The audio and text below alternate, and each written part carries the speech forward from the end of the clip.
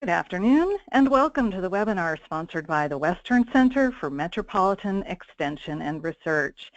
My name is Martha Aitken. I'm a Senior Associate for Metropolitan Extension with Washington State University, and I'm pleased to be your host for this broadcast. The Western Center was established by the Western Extension Directors Association with funding from the extension programs of the University of Alaska Fairbanks, University of California, Colorado State University, University of Idaho, Oregon State University, and Washington State University, who hosts the center. Before we get started, if you haven't used GoToWebinar before, I'd like to show you a few useful features. The webinar will work best on your computer if you close other applications while you participate. On the menu bar, the blue screen button lets you toggle between a full screen and a partial screen. If you want to view the webinar at full screen, you will want to toggle back to enter a question in the question pod. The orange arrow opens and hides your control panel. You may enter your questions into the question pod at any time. However, we will wait until the end of the program to ask questions of our presenter. Our webinar today is being recorded for later viewing, including all questions posted in the question pod. The Center was established to increase the internal capacity of extension programs to address metropolitan issues and to elevate the stature and value of cooperative extension to external metropolitan audiences. The overarching goal of the Western Center is to help extension better align programs with the needs, issues, and interests of their metropolitan constituency. The Center believes that to be successful, extension professionals need essential skills to thrive in today's diverse and complex metropolitan communities, such as the ability to work across generations and the skills to work within multi-stakeholder collaborations. To reach this goal, the Center provides professional development opportunities through staff exchanges, webinars, and workshops. The Center has a two-pronged research agenda to conduct research on effective metropolitan organizational and staffing models and best practices in programming, delivery, and evaluation, and to explore emerging metropolitan issues so that land-grant universities can help communities make informed decisions and develop sound and equitable practices.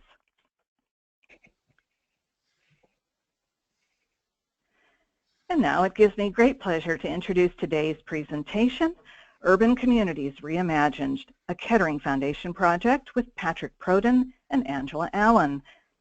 Patrick Proden serves as Oregon State University Outreach and Engagement Regional Administrator for the Metro region in Portland, Oregon. Prior to this position, Patrick served as the Country Director for the U.S. Peace Corps in Tanzania. Patrick has held senior leadership positions with several U.S. government agencies where he provided vision and leadership for high-volume, high-impact community development programs, both domestically and internationally. He served as a Peace Corps volunteer in Niger, West Africa, and worked as the Adult Education and Workforce Development Director for Ilisavik College in Barrow, Alaska, adjacent to the Arctic Ocean. He earned a BS in anthropology from the University of Wisconsin and a master's in education from Towson University in Baltimore, Maryland. Patrick is on the Western Center Advisory Board and serves on the Executive Committee for the National Urban Extension Leaders. Patrick is joining us today from Portland, Oregon. Good morning, Patrick. Good morning. Or good afternoon, I guess. Dr. Angela Allen leads the Community, Natural Resources, and Economic Development Program for the University of Wisconsin, Milwaukee County Extension, where she is also an educator and a faculty member. Angela is a native of Detroit, Michigan, where she has worked locally in community revitalization and engagement and was named the first district commissioner to the Detroit City Planning Commission. Her efforts helped her community win a $500,000 Art Place America grant in 2014, the community's first major award grant in over 25 years. Education has been central to Angela's community development work, where she emphasizes local engagement and capacity building, as well as community institutional partnerships to support transformative community change. She has been honored for her educational programs with the 2016 Wisconsin Extension Environmental Award and the Community Development Association's Outstanding Early Career Award.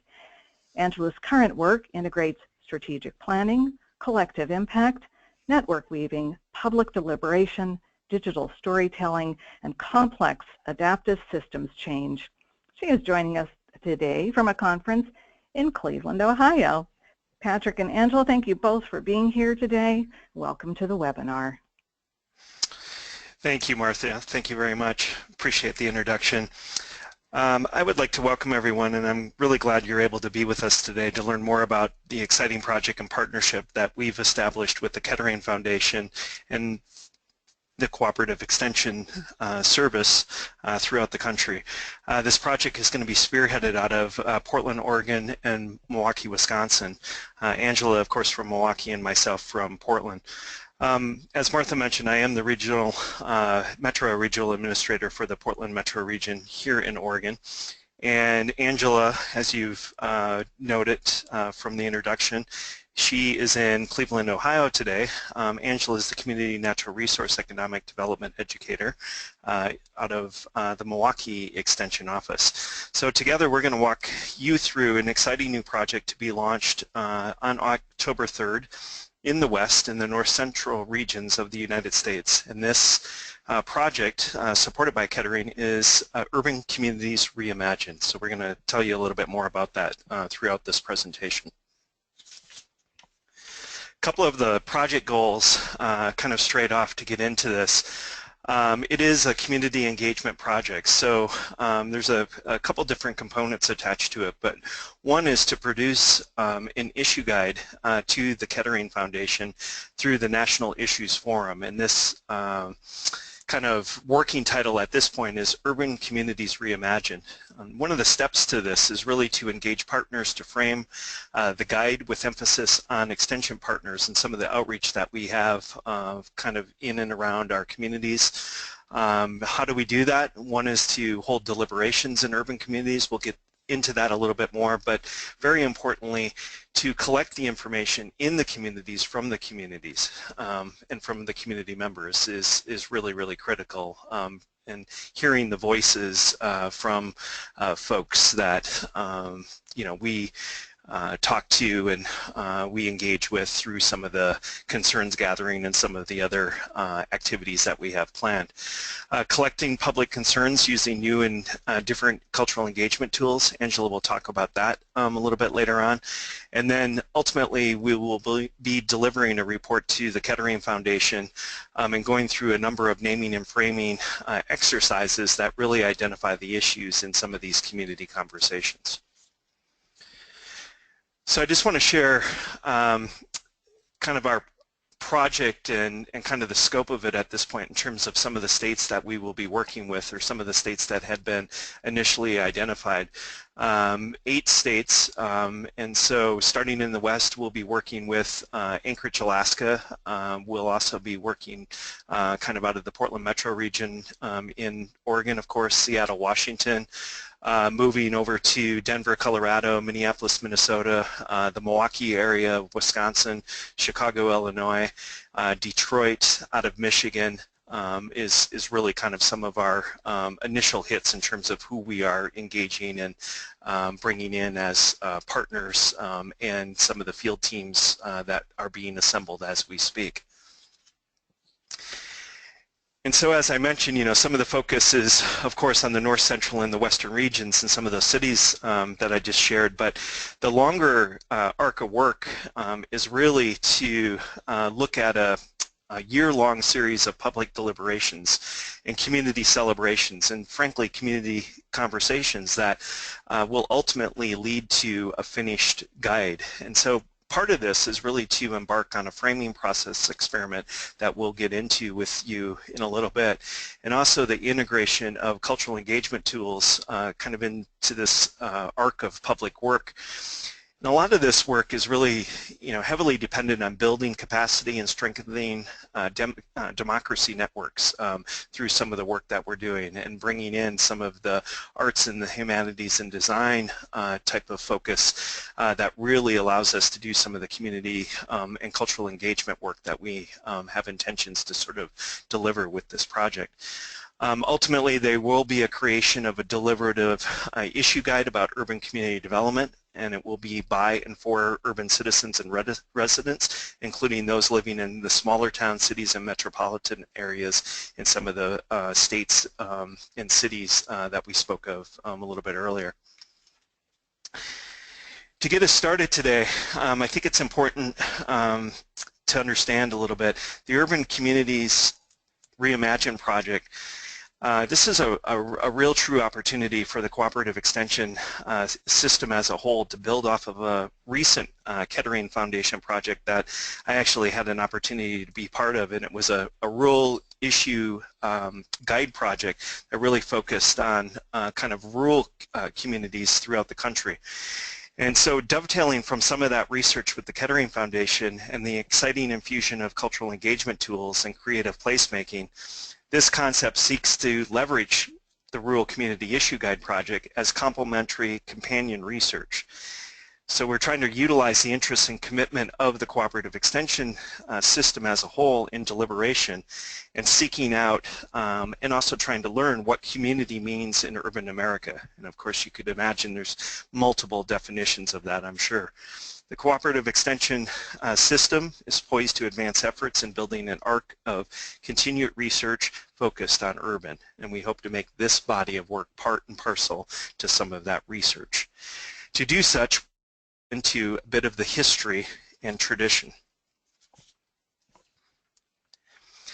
So I really like this quote. This was coming out of Teddy Roosevelt in the Commission on Country Life, where he categorically states, "The rousing of the people on the land, and particularly as communities were becoming much more settled from an agrarian perspective, the rousing and organizing of people would of course lead to an effective community spirit and bring about some of those civic-minded, civic engagement, democracy-driven type conversations, particularly as the West was being settled, back in the day and whatnot, and many of the communities around the country, as they look outward towards civic engagement and dialogue, this became a very, very important part of the extension story. 2, Ruby Smith, who was at Cornell, someone who spent a laudable career in extension, tells the dramatic story of the extension service in scope, flexibility, and specialization through 1948, including this spin on the Emancipation Proclamation. And she says there is vigorous reciprocity in the extension service because it is with the people as well as of the people, by the people, and also for the people. Very apropos. And she goes on to say, extension workers need to have faith in spiritual values and to recognize the human relationships, and that people should believe in the kind of homes, farms, and industries which are the goals of the extension service. And of course, man cannot live by bread alone. That's not enough to have food, shelter, and clothing. That they aspire to also find appreciation, respect for individuality and human dignity, affection, ideals, and opportunities. And these are the satisfactions that belong to democratic living. So I just want to take a little bit of time to really talk about the importance of storytelling and story speak. Narratives remain our chief moral compass of the world because we use them to motivate and explain our actions, and the stories we tell change the way we act in the world. So part of the project and the emphasis of this body of work is to encourage and engage the narratives of what was and what is to become across our country, both in urban and rural communities. And so you could ask the questions, so how do we tell our story? And then what is our story? And what are and what should be our larger purposes in the 21st century?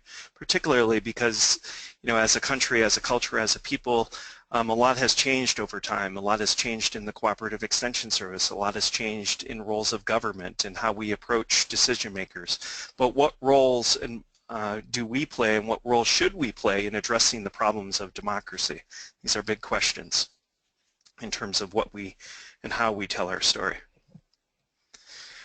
And so, of course, our identity flows from our work, what we do, how we provide information, how we deliver evidence-based programs, is that the right approach, how we apply research, solving problems, the technology infusion, the adoption of innovations, and then some of the things that maybe we don't do, or maybe we don't do so well, or maybe we've been a little bit limited in terms of how we get involved in it.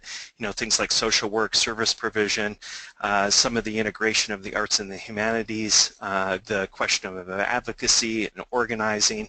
You know, all of these things are, you know, great things to sort of provide identity and to be able to grow out, you know, some of our characteristics as we march forward into the 21st century. And then, of course, from the ways we interpret it, the so what question. So what is the meaning and significance of who we are and what we do? And then the what for question, what are the purposes and ends? And then providing that information, of course, applying the research and delivering programs are not a means to an end, or they are not the end of the conversation. So this kind of leads to why urban. And what's so fascinating is that, you know, there's a huge contingency of folks that do live in urban, sprawling, you know, type of environments now, and so we aim to kind of work with and begin to understand much more what the concept, or why urban and why it is.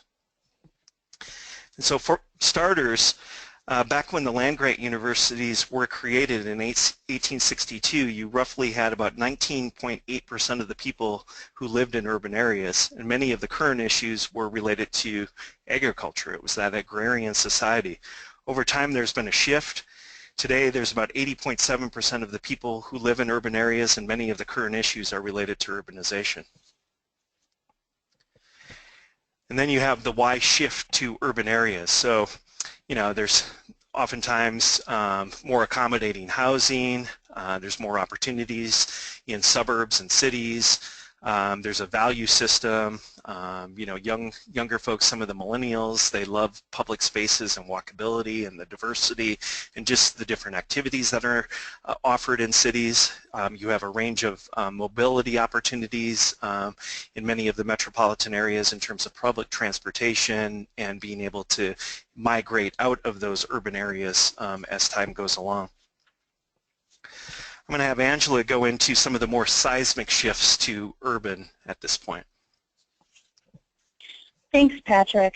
So as an urban educator, my perspective is really focused on getting into the heart of some of these bigger issues. When we talk about the shift of urban, a lot of these go across social and environmental issues, but they also connect to economic and community issues.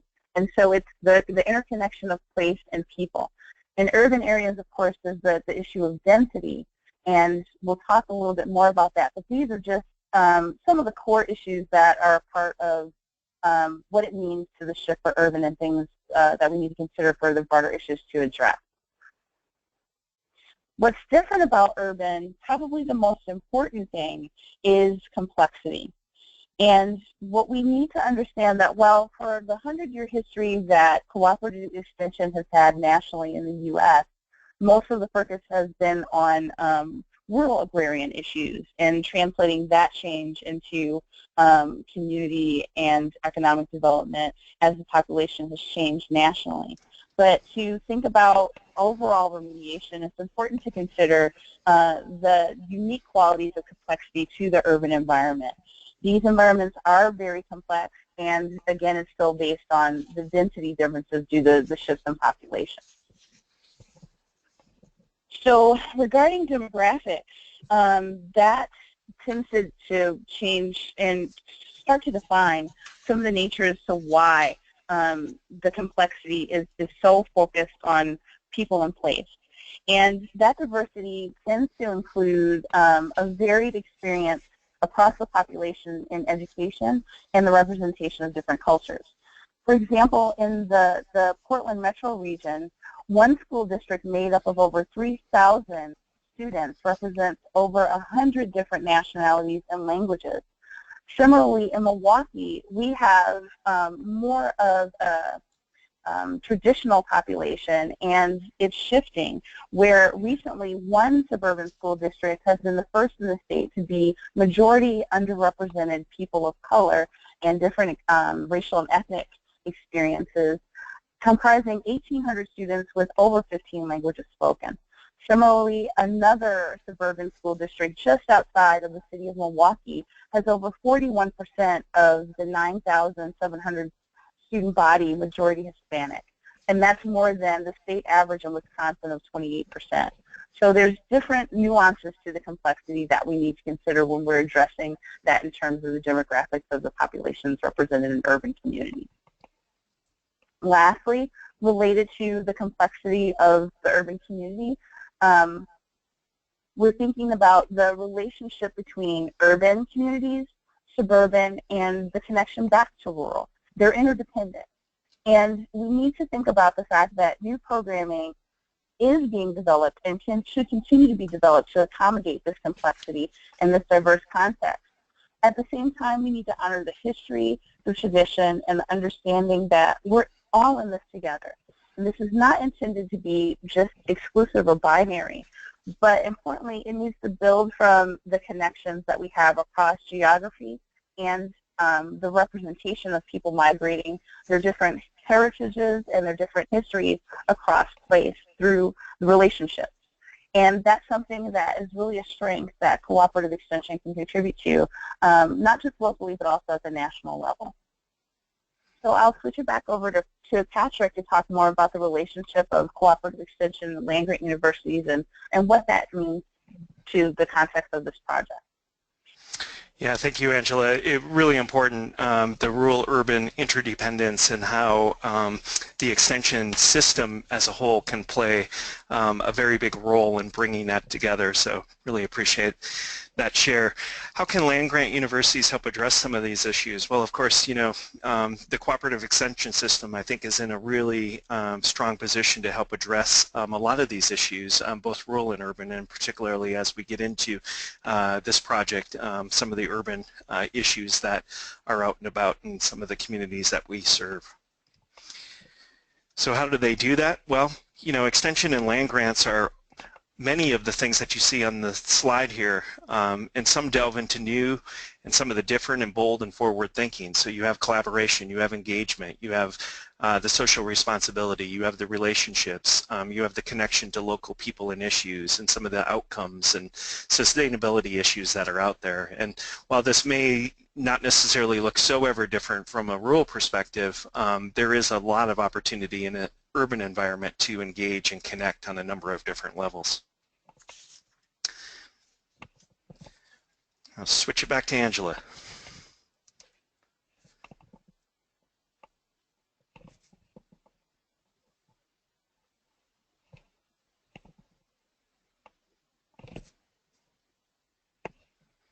We may have lost her. Here I am. I'm back.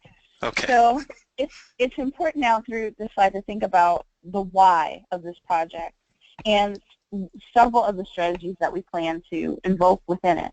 And we're starting with why good information isn't enough. Daniel Yankovic is one of the Kettering Foundation Network's most influential thought leaders. And he established groundbreaking organizations and research firms in public opinion analysis and social science. In this work and some of his scholarships, including this particular book, he acknowledges that to solve critical issues, we need spaces for dialogue. And those spaces need to include the intersection of science, good science, public policy, and thoughtful public judgment. We can go to the next slide. We tend to talk in community development less about problems and more about addressing challenges or determining solutions, mostly from a set of technical, professional, or systems approaches. And we're going to talk in this section about what wicked problems are, how they relate to challenges, and how we use community concerns gathering across the community system to address them. The next slide. This diagram shows that what a definition of a problem can be, and the asterisk is there for a reason. There are numerous problems in communities, some of which we've already touched upon in describing, the complexity of urban communities. Some are well-defined, and some are ill-defined, and some are what we call wicked. There's a great article we referenced in an upcoming slide that defines the term wicked problem. In keeping with the terminology, the term maintains the significance of the context and addressing these complex issues, and that we don't have easy solutions. So maintaining the context of complexity allows the form of addressing these challenges and problems to follow function, where the process space we create in dialogue allows for that to be addressed. We should be at the public deliberation slide now. And with this tool of public deliberation, it's one of the key tools that we use in this process to create a space for dialogue through context. And we're appreciating the ability of that space to contextualize these wicked problems as this particular practice. And the practice of public deliberation promotes democracy by having citizens focus on decision-making around these issues that affect them personally. If personalizing the issue, it makes what the problem more contextualized, but it does so objectively through citizen-based research. And we bring that all together so that citizens have the ability to be open, keep each other accountable, and it leads to citizen-based action and results. Horace Riddle, if we were on the next slide, he was greatly recognized as a leading design planner, really is what he was called in his scholarship, and this is one analysis of why his scholarship and his work matters in the work. He defined the context of wicked problems, and it's a great piece that I definitely recommend looking into more deeply.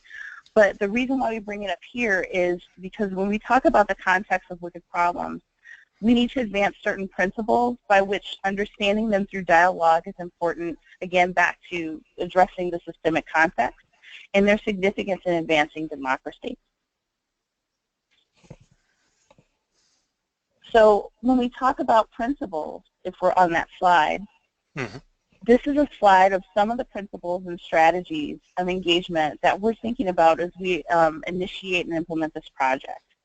Of course, we're going to start with assets and opportunities and come from that perspective and work across different disciplines and fields, geographies, cultures, and just keep in mind all the different perspectives that people bring into the experience. We're bringing those with direct subject knowledge to other folks who have more personal knowledge and communicating both of those through stories.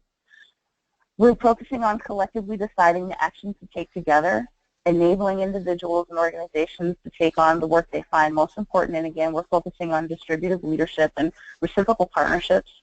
And lastly, as we've talked about before, developing, testing, and refining our practice through reflection and analysis. But that's intentional through the entire process, not just into the implementation.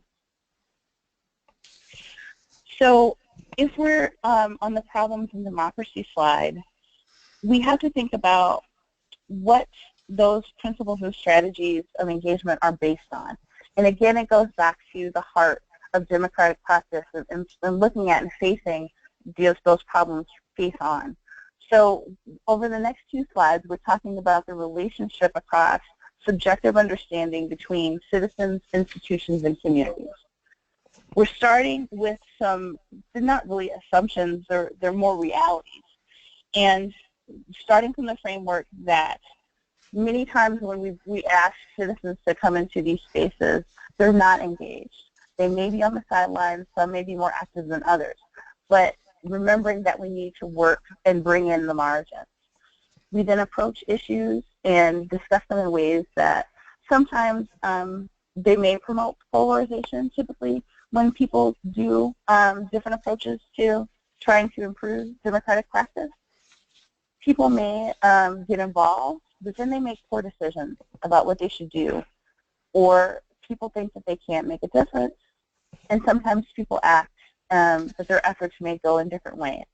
And we have this reference here on the slide of David Matthews' book, The Ecology of Democracy, where he talks about the political wetlands and how people can, whether or not they're expressly involved in individual politics, but when they're talking about issues, there's a process by which they need to address that, and this refers to that as well.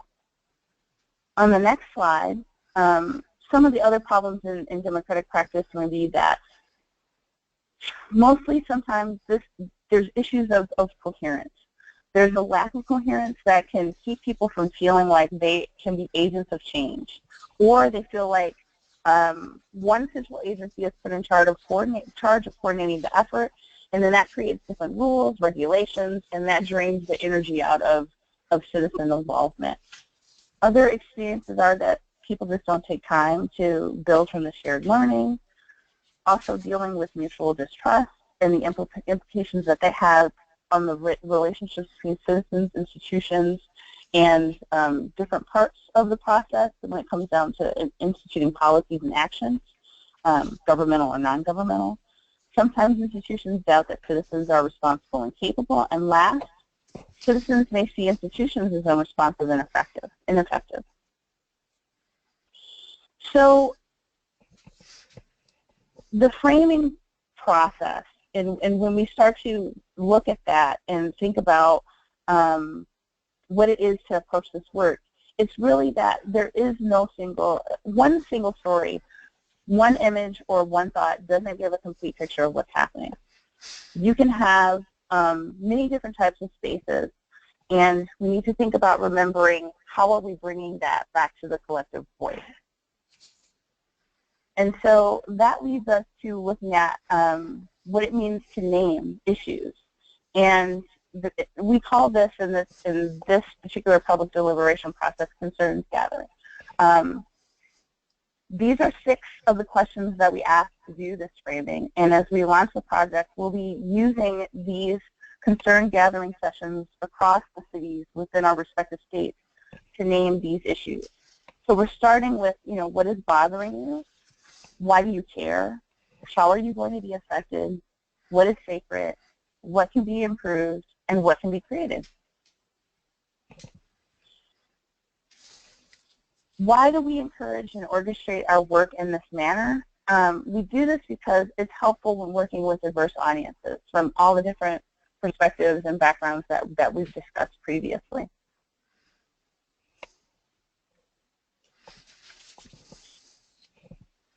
And when we think of, just going back to context again, when we look at the image of a community, if you notice within the picture, there's the red shape that can be more like a neighborhood or a localized space. Most times people normally may not be coming into a community conversation thinking of the whole. And that broader context of community, that can be citywide, that can be countywide, that can be regional. And those are the things that are varied across the conversation that need to be considered.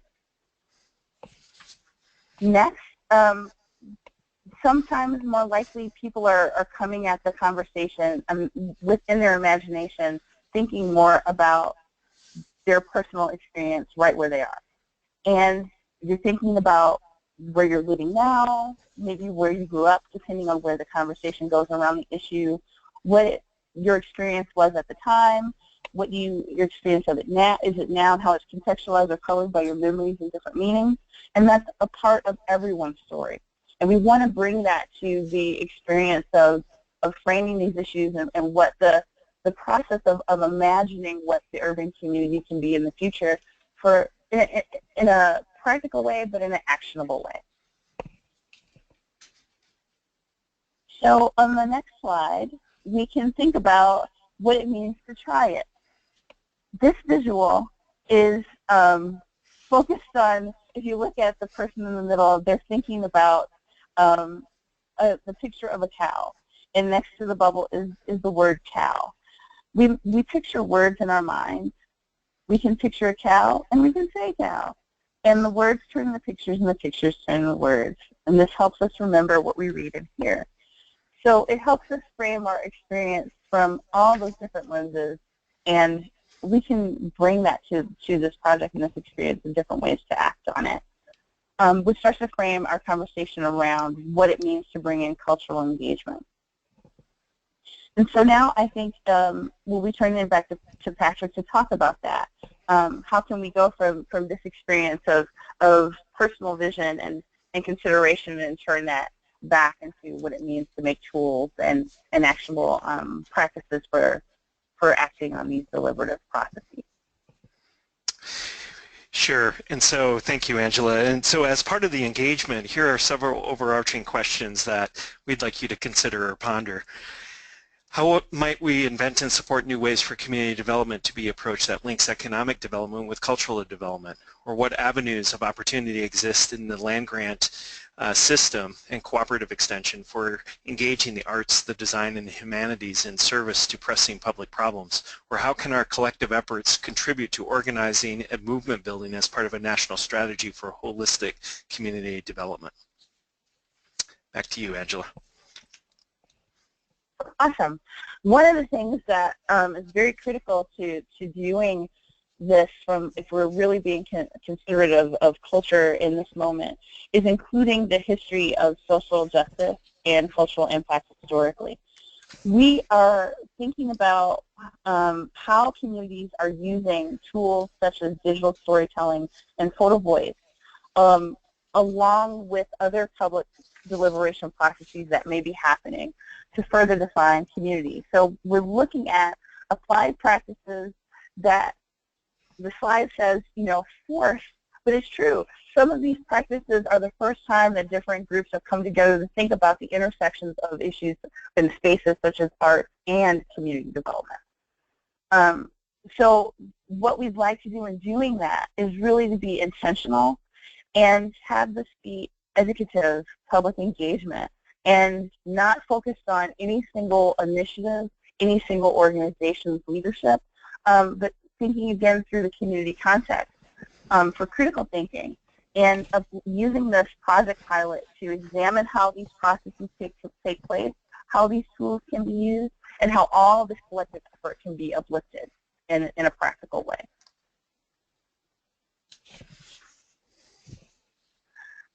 In terms of cultural engagement strategies, we've been focusing on the ground organizing on a select number of regions that have leaders both at colleges, largely through cooperative extension, and cultural organizations, particularly arts-based, to strengthen regional hubs, and we want to support that. We're regenerating the role that extension played decades ago in community arts and public humanities, and we want to do that to frame how we can start to be more innovative in current scholarship that relates to urban. We're supporting educational institutions to collaborate more deeply with community-based organizations, but again, we want to be respectful of cultural knowledge and their ways of knowing. Some examples that happened in the Rural Communities Project were encouraging colleges to work with flagship cultural organizations, such as Apple Shop in Appalachia, and newer networks such as the Art of the Rural. And the point of that is, again, to both the civic engagement of arts, design, and humanities with the collective. Last, we're helping to build a transformative movement, and we want to do that, again, back to centering on the relationships between people in place, but promote that for equitable and just policies at the community level. Very good. Thank you. Yeah. Sure. Thank you. Thank you, Angela. So, of course, with this project, we're going to be working on a number of different research questions that we try to answer, and then also engage the community as we go about our body of work. And so, we actually have 8 research questions, and some of them are pretty deep. But, for instance, does involving broad national and state networks such as cooperative extension, such as some of the art councils and cultural trust groups and different things like this, does that lead to a framing process which then invokes greater deliberative participation and dialogue? To what extent can we link the issues of how urban America defines community?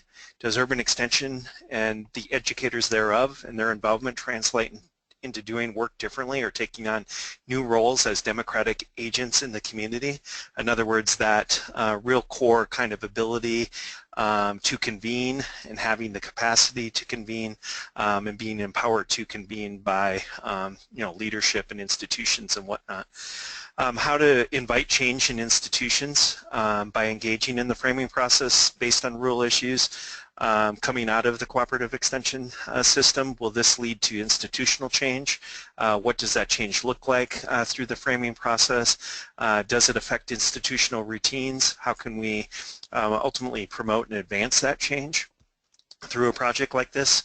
How do we approach this work to define community in urban America through the system so that citizens and stakeholders can recreate it later on, and so there's a permanency attached to this? In other words, what democratic capacity is being built through this project and these types of processes? How can different ways of knowing be built into the materials to support deliberation? What does cultural organizing encourage that's creative and inclusive, and how to bring about that community action in urban places? What's effective? What works? Why? How can urban communities use the deliberative dialogue and the tools thereof to help identify wicked problems?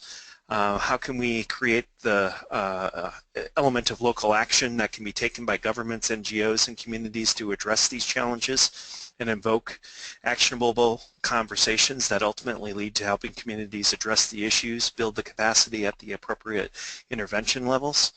And then how can the Urban Issues Project leverage the cooperative extension system and impact the culture and routines of land-grant colleges and university, of which, of course, extension is a part? And so again, our project goals and kind of the engagement thereof is, yes, to ultimately deliver and produce an issue guide to Kettering, but there's a lot of work that's involved as we go about doing that, and that's really the fun part with the Urban Communities Reimagined. It's engaging partners to frame the guide with emphasis on extension partners, holding the concern gathering opportunities in communities, the deliberations in those communities, collecting the information from and by the community, and really getting their input and getting their voice into the collective process. Collecting public concerns using new tools and different cultural engagement tools and the infusion thereof, some of the pieces that Angela nicely put together, and delivering a report to Kettering on the naming and framing of the issues that are identified in community conversations. And so what is our ask? One, we'd like to have you become aware and also be involved at your state level with opportunities to convene community conversations and public engagement initiatives. In other words, don't shy away from it. Be an advocate for civic engagement. Expose others that you know to Urban Communities Reimagined Project, track the project, help us help communities using the Urban Issue Guide. And of course, if you're interested in the project, contact myself or Angela in your respective regions. Let us know of your interest and ideas. We are looking at ways where we can bring in other partners and players and people, either virtually or in person, down the road in the future to advance the project even further. And thank you. Thank you for your interest. Thank you for participating today. Yes, definitely. Thank you. Patrick and Angela, thank you. And we would like those of you listening to the webinar to type in your questions in the questions pod, since we've got some time remaining for our presentation today. I have a question here, and I'll let the two of you decide who should answer this, but can you speak more as to how you will integrate cultural engagement tools into this body of work? Sure. As we mentioned before, the rural project started to address some tools such as the photo voice in particular, and working with different populations such as youth, folks who were engaged more actively in rural communities, and taking actual photos and applying them to particular questions or framing of concerns that came up. And that's something we can build from. Another set of public deliberation projects that have been happening nationally. I know I've become familiar with a couple in Milwaukee, are using digital storytelling with different groups. And so since there are already groups that are using both public deliberation and some of these tools, there's opportunities for us to bring them in to this conversation. But there may be others, because there are so many artist groups that are doing particular practices in urban communities right now, framing different murals, but using them to have particular conversations with communities that we can start to leverage through this conversation. So it's looking at a combination of them, but really focused on how do they spur and advance conversation about what urban community means and how can we build on that. Not just for the issue guide and the development of that, but just using the issue guide to facilitate those conversations and bring those different tools and practitioners to people in place to have that chance to talk and dialogue and use that for change. Thanks, Angela. We have a question. It sounds like there are a group of folks listening to this webinar together, and they're asking what a cultural engagement tool is. And you might have answered their question, but I guess they'll let me know in the questions pod if you did answer it. Okay, here we go. Let's see. Someone has also asked, can you clarify, do you see this engagement as something new or something we fold into existing extension projects? So let's see. Excuse me, I may have gotten into two questions at once here. So I'm going to go back to the first one. And Angela, just briefly, what do you define as a cultural engagement tool? I was actually going to kick that over to Patrick from his experience, because I know. Okay. No, I'm not putting you on the spot, Patrick. I'm thinking of when we were talking about it, there was that particular process of public design. Yes. And there may have been a definition that the Rural Project used to frame cultural engagement, and I wanted to make sure that that came up. Yeah, that's exactly what I was going to share. Absolutely. Okay. So maybe just to give an example or so, and hopefully some of this will make sense, but I think the exploration and the use of human-centered or public interest design, it's often known as PID in this project, is really valuable as we gather and bring about urban concerns and then begin to name those and frame those. Sometimes it's known as design thinking or ideation or iteration. It's quite popular in the private sector to test new urban ideas and issues. And so the PID, again, the public interest design, can be used in a variety of settings and is particularly useful when you're working with tight-knit neighborhoods and communities, maybe a little bit less so in a rural, but definitely, as you get into kind of your really core neighborhoods of a particular city or urban area. And what that kind of invokes really is just building relationships with partners and urban communities and the neighborhood engagement, with members of the community, and then you begin to infuse and use things like the art, which of course could mean music, the visual, the performing, and all sorts of other design modalities that then kind of become those community engagement tools to remove barriers that oftentimes would kind of disengage communities and kind of finding community solving some of the complexity that Angela mentioned in the beginning of our introduction. And then that, of course, will bring back a sense of community, and it also provides a vehicle to begin to empower, again, build capacity towards personal and societal transformation. And frankly, it just brings people together, and it interweaves some of the strengths of the liberal arts and the value of civic engagement and inquiry, the reflection, and some of the practical work of sustaining and supporting our communities and ourselves. And so this is a real experiment, because it was an experiment in the rural project, but also it will become an experiment in the urban project, partly because extension faculty and educators and what have you were not necessarily the most well trained in some of these kind of areas, and so being able to build up that comfort level, I think, is really, really critical and important. And of course, part of the salve from the get-go is really to just be exposed and then be acceptive of some of these new ways of doing. Thanks, Patrick.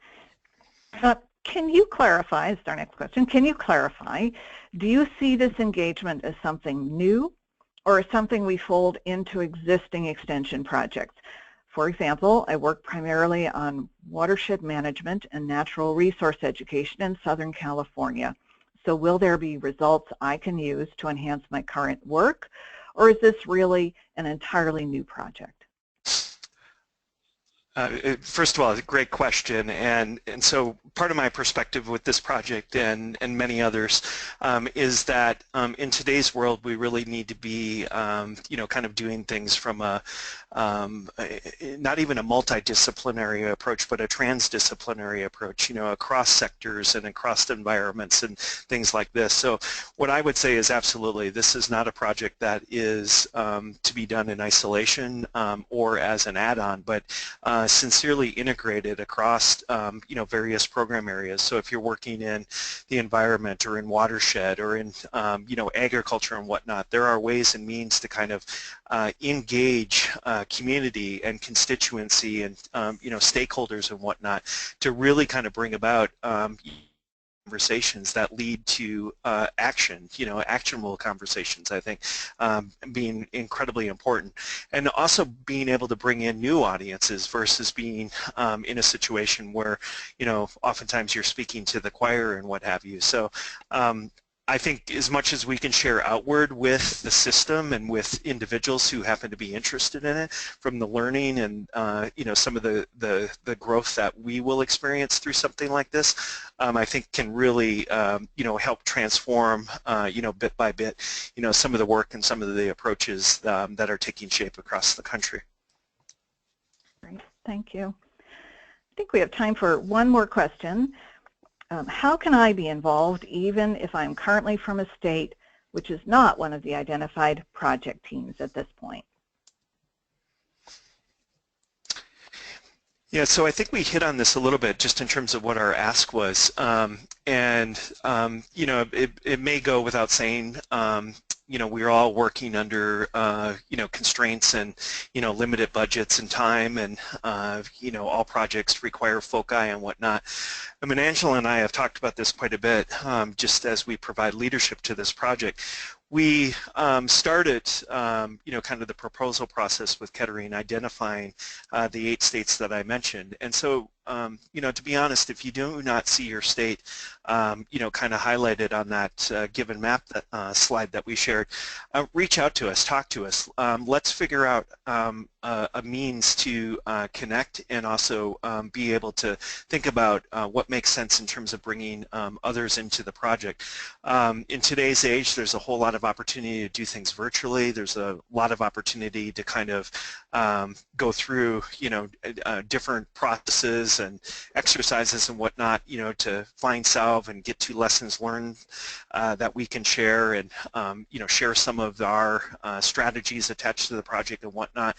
But I think as we kind of move forward, we are going to find that there are going to be an awful lot of folks that are interested in this, particularly coming from some of the, maybe not necessarily the biggest urban areas in the country, but certainly, some of the more suburban and some of the connected, landscapes in terms of areas that we may not have necessarily looked at originally in our initial project proposal. So we would be excited to talk to you, and please feel free to connect, and we can share ideas back and forth most definitely. Angela and Patrick, thank you so much.